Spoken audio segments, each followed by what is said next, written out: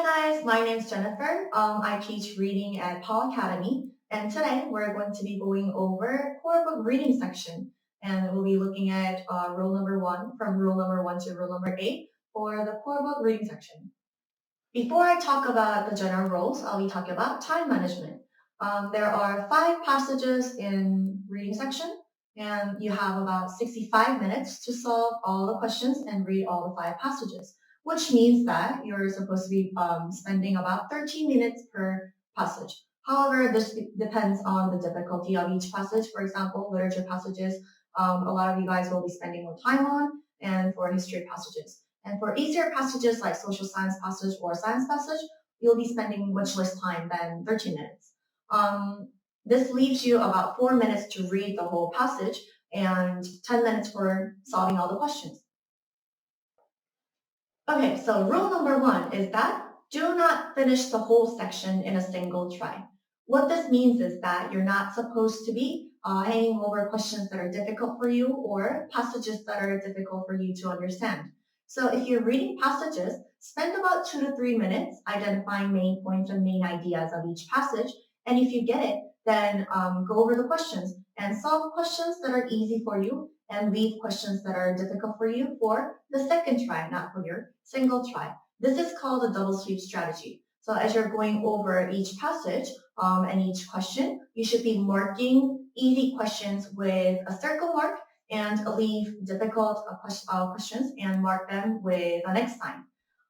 The advantage for this strategy is that you can answer more questions in time. So for example, if you're trying to solve all the questions, the easy ones and the difficult ones in a single try, then you'll probably run out of time because you're going to be spending too much time for answering difficult questions. That probably might be unanswerable for you. So if you try to solve all the easy questions and come back to difficult questions, then this gives you more time to solve difficult questions. So the second advantage for this type of strategy is that you can give each question a fresh look.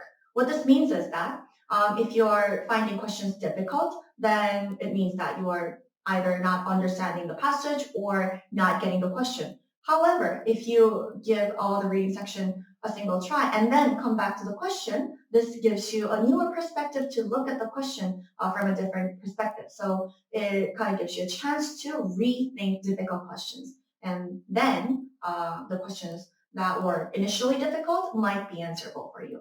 The third advantage for this strategy is that you can make educated guesses if you try other questions first. So if you find a single question difficult, but then you try to solve all the easy questions first, then you might get the main point of the passage and understand the questions more clearly. So if you go back to difficult questions, then you might have a better understanding of the passage or the question. So this double sweep strategy is a very strong strategy that you can use for getting all the questions correct. However, if you're a slow reader, then you shouldn't be trying this strategy. The reason is that if you are not getting the main idea or the main point of the passage in your single try, then it's highly unlikely that you'll be able to get the main point in your second try because you are already running out of time solving easy questions in your single try.